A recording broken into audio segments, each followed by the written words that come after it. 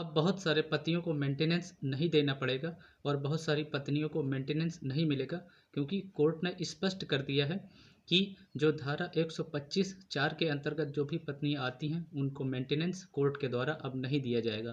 क्योंकि कोर्ट ने ये आदेश दिया है कि जो भी पत्नी धारा क्रिमिनल प्रोसीजर कोड की धारा 125(4) के अंतर्गत आएंगी, उनकी कंडीशन को फुलफिल करती हैं, उनको मेंटेनेंस नहीं मिलेगा। तो ये पतियों के लिए भी राहत भरी खबर है,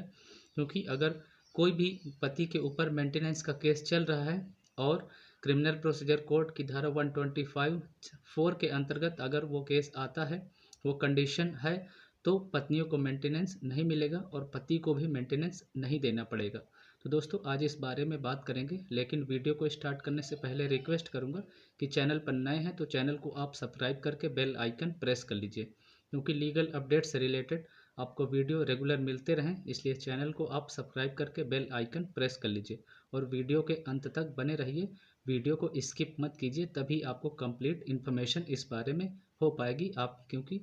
कि मेंटेनेंस से आप किस प्रकार से बच सकते हैं और वो कौन सी कंडीशन है। तो चलिए बिना देर के हुए बात करते हैं। दोस्तों मैं एडवोकेट विनोद सिंह। आज का टॉपिक ये है कि आप मेंटेनेंस से किस प्रकार से जो पति हैं वो बच सकते हैं। तो वो कौन सा ऐसा कानून है जो सीआरपीसी की धारा 125(4) में फॉल करती है, 4 में आती है, जिससे आप मेंटेनेंस देने से बच सकते हैं। तो क्रिमिनल प्रोसीजर कोड की धारा 125(4) में बताया गया है जो ग्राउंड्स हैं, जैसे अगर पत्नी एडल्ट्री में रह रही है यानी व्यभिचार में रह रही है, और दूसरा रीजन है कि बिना मर्जी से रह रही, वो कोई भी युक्त कारण के अगर वो अलग रह रही है या पति पत्नी दोनों के बीच में सहमति हो गई है अलग रहने के लिए, इस वजह से रह रही है, अगर ये कैटेगरी में आती है, तो जो सीआरपीसी की धारा 125(4) में अगर ये बताया गया है कि अगर ये कंडीशन है तो पति को मेंटेनेंस नहीं देना पड़ेगा और पत्नियों को भी मेंटेनेंस नहीं मिलेगा। क्योंकि दोस्तों ये पुराना कानून है जो सीआरपीसी का, इसकी धारा 125(4) में जो ये कंडीशंस बताई गई हैं, और अब जो नया कानून लागू हुआ है बीएनएस 2023 की, इसकी धारा 144(4) में भी यही कंडीशन बताई गई हैं। तो इसके अंतर्गत अगर कोई भी पत्नी रह रही है, जैसे मैंने बताया कि एडल्ट्री में या बिना मर्जी के, या पति और पत्नी दोनों की सहमति से अलग रह रहे हैं, तो उनको मेंटेनेंस नहीं मिलेगा। जो नया कानून लागू हुआ है बीएनएस 2023 के सेक्शन 144 सेक्शन 4 के अंतर्गत भी यही बात बताई गई है कि अगर कोई भी पत्नी एडल्ट्री में रह रही यानी व्यभिचार में किसी दूसरे पुरुष के साथ रह रही है, या बिना रीज़न के वो अपने पति से अलग रह रही है, या दोनों के बीच सहमति हो गई है अलग होने को लेकर, तो ये कानून में बताया गया है, कोर्ट ने भी स्पष्ट कर दिया है कि अगर कोई जो नया कानून है इसमें कोई पत्नी जो धारा 144 के सेक्शन 4 के अंतर्गत रह रही है, तो उनको मेंटेनेंस नहीं मिलेगा और पत्नी जो पति है उसको भी मेंटेनेंस नहीं देना पड़ेगा। लेकिन दोस्तों इसमें कंडीशंस ये है कि पति, जैसे मामला कोर्ट में चल रहा है, तो पति यदि इनके सबूत दे देता है, कोर्ट ने ये कहा कि अगर पति इस बात का सबूत कोर्ट को दे देता है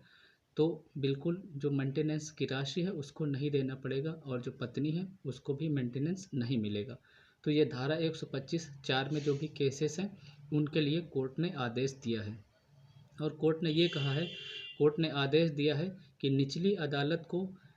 कि जो मेरी पत्नी है सीआरपीसी 125(4) में जो आती है एवं पत्नी के खिलाफ एडल्ट्री व्यभिचार के आरोप होता है, अगर पत्नी के खिलाफ कोई भी एडल्ट्री का आरोप है तो निचली अदालत को इसी मुद्दे पर फैसला करना होगा। जैसे मान लीजिए कि अगर पति ने एविडेंस जो कोर्ट को दे दिया है, कोई भी सबूत अगर इस एडल्ट्री का सबूत कोर्ट को दे दिया है, तो जो अदालत है उसने कहा है, कोर्ट ने कहा है कि जो निचली अदालत में जो मामला चल रहा है उसी आधार पर ही फैसला देना पड़ेगा कोर्ट को। जो मेंटेनेंस से रिलेटेड जो फैसला है, जो पति ने एविडेंस दिया है, उसी के आधार पर कोर्ट को निचली अदालत को फैसला करना होगा, और अंतरिम भरण पोषण भी इसी मुद्दे पर निष्कर्ष दर्ज करने के बाद ही दिया जा सकता है। कोर्ट ने कहा है कि जो भरण पोषण की राशि है वो अंतिम जब निष्कर्ष निकल आएगा इसका कि पति ने जो दी है सबूत, अगर उसमें सच्चाई है, अगर वो सबूत में सत्यता है, तो उसके आधार पर ही मेंटेनेंस की राशि दी जाएगी। अगर उसमें सत्यता है तो पत्नी को मेंटेनेंस नहीं मिलेगा, अगर वो सत्यता नहीं है तो फिर मेंटेनेंस मिलेगा। तो ये सबूत अगर पति कोर्ट में पेश कर देता है तो इसी के आधार पर ही पत्नी को मेंटेनेंस मिलेगा या नहीं मिलेगा। और कोर्ट ने स्पष्ट किया है कि यह स्पष्ट किया जाता है कि यह अंतरिम आदेश सीआरपीसी की धारा 125 के तहत संबंधित अदालत द्वारा अंतरिम आदेश पारित करने के रास्ते में नहीं आएगा। यानी कि जो कोर्ट ने कहा है कि जो निचली अदालत है, जो कोर्ट ने जो अपर कोर्ट ने जो भी फैसला कर दिया है इससे संबंधित, तो निचली अदालत को इससे रिलेटेड जो फैसला देना है वो उसके रास्ते में नहीं आएगा। इसकी जो ऑर्डर की तारीख है वो 16/10/2024 का आदेश है। इसमें कोर्ट ने स्पष्ट किया है कि अगर